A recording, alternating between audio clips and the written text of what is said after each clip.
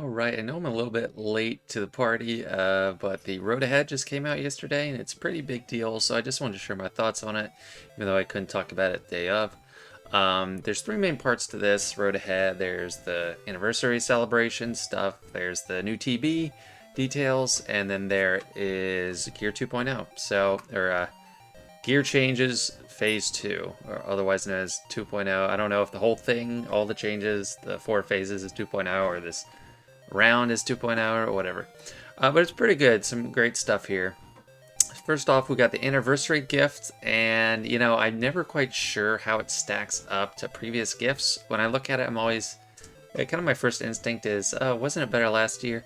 But there was a helpful post on Reddit where someone compares all the years prior, and this gift is at least on par or better than all prior years. With the exception of it doesn't have chirotext. So you're not getting any chirotext anywhere. You're also going to get a free calendar, which is nice, and portrait and title. Double drops, always great. So be prepared for those. Some people stash energy. Might do that like the day before, or like 10 minutes before my reset. I'll just refresh it 3 times. But I don't like to stock up and waste that passive recharge energy. A lot of people are talking about this Omicron ×1. They're like, okay, is this supposed to be like a full ability mat? Like it's 20, or is it literally just one material?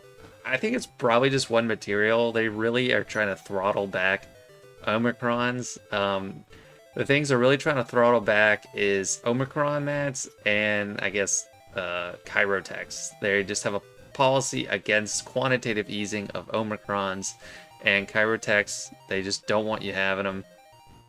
We got some character shards applicable to Java. Data cache, 250,000. Like, come on, give it 2.5 million. Give something helpful. That's whatever. But we got some good gear. Carbantes, still a bottleneck for a lot of people. Stun guns, not as much. Droid collars, not really at all for me. Biotech implant, that's good. Relic stuff, good. I'm most looking forward to, as far as relic stuff, the signal data, and the carbonite circuit boards, broadzium wiring, and Zimbills. I actually don't have much of a problem with the other 3. And we got some mod stuff, which is always nice. And next we got some more details on the territory battle. I'm actually pretty excited for this. It's neutral, so you can run it at any time. You can replace both dark side and light side TB, or you can just do one, mix and match. A lot of top guilds are probably just going to do both of those. Or both rounds is going to be this territory battle, even though dark side's kind of a nice break for a lot of people right now. You don't have to try as hard in a high-end guild. And what are they saying? They're projecting that a guild that can get 20 stars in light side GOTB or close to max stars can run this. I take that with a grain of salt because when Geonosis TB came out, and that was like 3 years ago, it was so hard. I mean, light side was so hard. Dark side was decent. It was hard, but it was doable. But light side was clearly tuned for the future of relics, which hadn't really come out yet, and it was just unbelievably hard. If you could get like a few stars, you were lucky. Back then, they recommended like 80 million, or you couldn't join until you had 80 million GP as far as a guild, and they recommended like 140 million GP, which was kind of a low ball to actually do anything in there. So take that with a grain of salt. And I'm not sure how the paths are gonna work. There's dark side path, light side path, and neutral path. And I don't know if the whole guild only picks one, or if you're just kind of individually, you can go off on your own. Probably the whole guild is picking one, but I don't know. Is it like, we'll look at the map later, but I'm not sure how that works. We'll get light side bonuses, mixed bonuses, and dark side for a variety of characters. Some are worthwhile, like the first 3 here are okay. Jin and K2 are good in Rogue One. Old Ben, most people have them, but just ignore Bodhi Rook. To me, these bonuses aren't good enough to merit. Like, it's not going to fix Bodhi Rook. And I don't even understand exactly what this bonus is going to do. Characters gain 15% potency and deal damage equal to 35% of the potency. Like, your potency is a percentage, so is that just... Like, if you had 200% potency, would you get plus 70% offense? I'm not exactly sure. You get some stacking offense. This one's, it seems kind of underwhelming. When this character calls other allies to assist, they gain 20% turn meter.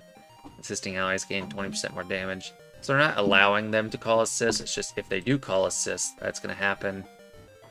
We got Jabba, Hondo, and Dr. Aphra. Definitely pretty solid characters, even though we don't know what Dr. Aphra does yet. Then Kira and Soka, ton of Fulcrum. Kind of niche characters. Some people like I don't have them geared up at all. I don't know, maybe they'll be useful. Then Dark Side, we got just we were expecting GI, second sister, third sister who's new, and Lord Vader. Definitely great characters to have. Well, not everyone loves Inquisitors, but you need second sister of a Grand Inquisitor. We got the garbage Director Krennic and Gar Saxon, which you shouldn't bother with just for this. But people usually have, a lot of people have Krennic relicked up anyway for Galactic Legend requirements. And what they get is they recover health and protection, and then deal bonus damage equal to max health to all enemies. That'll be pretty great for Lord Vader, probably Grand Inquisitor as well, so there's some decent bonuses there. And it says you'll need careful planning around character usage in aligned and mixed zones, as well as platoon and mission requirements. And they recommend you get Jabba. Okay, yeah, great. Obviously, you want Jabba if you can get them. Inquisitors, do work on your Inquisitors. And then Scythe, I'm definitely going hard on Scythe. Although it will be a while before I get Dr. Aphra. For me, it would almost be as hard to get her as Jabba. So I'm definitely going for Jabba after Inquisitors. What to expect? Battle across the galaxy in 6 phases across 18 planets in the starting zones, earning rewards like the new exclusive Third Sister, so like the cam of this territory battle, and new Yet 3 currency. So I'm excited to see what happens with that. Last new Get, it's always kind of been associated with characters. Who knows? Are they going to have like a capital ship? Are they going to have just new characters, new normal ships? I don't know. But usually that's associated with something you can't get already, or it's just bring in something new. So we'll see what that has to offer, and we'll see how good these rewards actually are. Maybe it'll just be other gear that isn't accelerated, like your 12 gear or relic mats or something. Who knows? And then the zones are divided across 3 paths: light side, dark side, and mixed. Each zone features iconic planets or locations from Star Wars universe with a number of character and ship combat missions, as well as mixed platoons and deployments. Battles are shortened to 2 encounters each, excellent, and utilize new and existing planet modifiers akin to those in Conquest and Galactic Challenges. So this is going to be a huge amount of variety. The planet itself is not just a background, even though I do like different scenery. I get tired of seeing the desert of Geonosis, or that arena there. So it'll be cool to see different planets and interesting. My guess is it'll require a lot of testing and playing to figure out what the best path is for your guild. Maybe you have certain strengths that line up with one of these planets and you want to go out of your way for that, but I don't know. It kind of looks like you'll be moving along dark side, neutral, and light side, and then you might pick a path. Like you might pick this left side path for light side or the right path, but you'll be moving along each one. And it's a lot of cool planets that we'll be looking at. And they're telling us we can expect to see classic encounters like the arena monsters, and that will be like the Reek, the Nexu, and the Acklay. So we'll see those coming up, and maybe you'll still be able to get the same rewards. Like maybe you can still get Cam in here and get those Watt or something. Or no, Watt's not one of those, but it's one of those Geo matches. And the platoon bonuses, I'm not going to go into them. It's just too much here. It's too small. But this will be something to figure out later for sure. And we got Reva. She's actually going to be a tank. And it sounds like she's going to have Grand Arena Omicrons. So she'll probably be the lead in GAC instead of Grand Inquisitor. And it'll move from a great Territory War team to a GAC team, which is interesting to me. I prefer GAC over Territory Wars. So that'll be great. And she'll start all enemies with 5 stacks of Purge, and if she has GI on her team, they're going to start with 6. So I expect Inquisitors to get much better with this. And she's also getting Hatred, or Held by Hatred, kind of like Scion, so she's going to revive a couple times. And I'm interested to see her stats in her kit, but the fact that she's a tank is great, because right now you just have Ninth Sister, and when you're splitting teams for 3v3, only one team gets a tank, and the other team kind of suffers. But that's pretty cool. I wasn't the hugest fan of her in the show, but it's always great to get a new character, and hopefully it's pretty easy going, even though I think it'll be quite a long road no matter what to get her. And they're smoothing out the rewards for Hoth and Geonosis. They said they would do this like a year ago, but basically in the lower star counts, the amount of rewards you get isn't as drastically less than the top star count. So that's nice. It's good for lower power guilds. So last but not least, we got some gear updates. And one thing I don't think we should lose sight of is that these gear updates are mainly targeted for newer players. In that regard, I think it's great. Basically, they're doubling sub-gear 12 gear, with the exception of Chirotex, because those pop up as soon as like gear 8, but they're not doubling them. And this is mainly just to help new characters catch up. So it's not really benefiting existing characters as much, because they are reducing the amount of salvage you get from that doubled gear. But I think it's still great, because it's to help get new characters up to speed and using high-level content, so gearing up will be much easier. They've already accelerated character shards only after a year, so it's not helping. If you're like already really established in the game, this is not meant to help you. And I think this is good if someone's new, and I know some new players. This is great for them. So this applies to all gear items below gear 12. So anything like yellow you see post gear 12, or those purple gear like the med packs, the Mark 6, those are not getting doubled.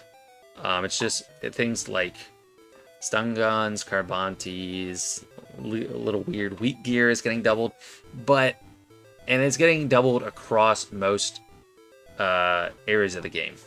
So PvE nodes, so what you're farming, raid rewards, mythic events, assault battles, TB, GAC, territory wars, galactic challenges, conquest, old journey guide events. So that's good. That's pretty thorough. They're even doing it like in Padme when you get some gear. They're doubling that as well. Quest achievements, most quantities available in most shipments. It includes crystal and most other currencies. Does not include conquests. So I don't know why they don't include conquests, but it is pretty comprehensive. Otherwise, that is very good. What is not good is they're not adjusting the gear challenges, like the Mace, Savage, Tarkin challenges, because they said they already adjusted them. Which, I mean, I don't buy that. They added new stuff to it, but they didn't double the amounts, so I really think that should change. Daily activities gear rewards, they said they adjusted that already. And any places that reward gear 12 only items. So, I mean, that's fine. And this is pretty cool. If you're starting out and you want to do the hyperdrive, it says it will be half price permanently once this goes live. So they're not doubling everything in it, they're just making it half price, which I think is pretty cool. And I mean, at that point, it's not like you're spending money, wasting money on pixels. To me, it's kind of like you're buying an Xbox game for $50, and you can just get the hyperdrive and get a head start. Whether that leads to your best experience or not, I don't know. It's not for me to say, but that's decent. Here's all the gear that's not getting affected. If this was a visual, it'd be much more helpful, but it's like not everyone knows. I mean, I know some of this, like Fusion Furnace. I think that's like the most common right side gear 12 piece. But all this stuff, you can look through it. It doesn't include finishers or Kybertex. I'm loading up on finishers as an endgame player anyway, so I'm fine with that. Then some other changes. I'll get gear acceleration items will have their salvager conversion to relic materials reduced by 50%. So what you should do about that now is, if you have large stocks of stuff for like bronzium wiring or chromium carbonite circuit boards, chromium transistors, and maybe even heat sink, like holo projectors for heat sinks. I don't know. You should convert the most of those now and leave like, my recommendation is to leave like 20 of everything, just so when you're gearing up a new character, you're not going to get stopped. Pay attention to things that you normally get stopped up on, and usually have those locked. But it's getting reduced. It's not going to affect like Erodium. No, what is it? The level 6. The one that scraps Gear 12 stuff, that's not getting affected, so don't worry about those. It's Zimbittles and then Electro Magnifiers or something. I'm drawing a blank on that other one. But this will help you get to Gear 10 or Gear 12 smoother, as long as it's an older character. You still need Chirotech, so that's yeah, it's not helping get those newer characters. And actually, there is a fourth part to this road ahead, which I said there were 3, but there's actually 4. They're talking about the last requirement for Dr. Aphra, and that is Santa Staros, the final marquee. So she'll be needed along with Hondo and those 2 murder droids at Relic 5 to unlock Dr. Aphra, and she'll be permanently available in the Journey Guide, which is great. They gave a sneak peek, but not much details. She's supposed to work well in Grand Arena, so probably Grand Arena Omicrons. But works 5v5 as well, not just 3v3, like her murder droid partners. And I'm not sure what she's going to have with her otherwise. Maybe she'll have Imperial Pro Droid, because it's an Imperial Dark Side droid. I don't really know. And then they updated some UI stuff and TB already. You've probably seen like different colors and stuff, and the text to help you differentiate what's happened, like platooning and special mission, combat mission completions, just to help keep track and split things up. So that's all nice stuff. Not huge, but it's nice. And that's it. That's my thoughts on the road ahead. Hopefully you find it helpful. Let me know what you think about this. I know there's plenty of people covered already, but I just want to get my opinion out there for posterity.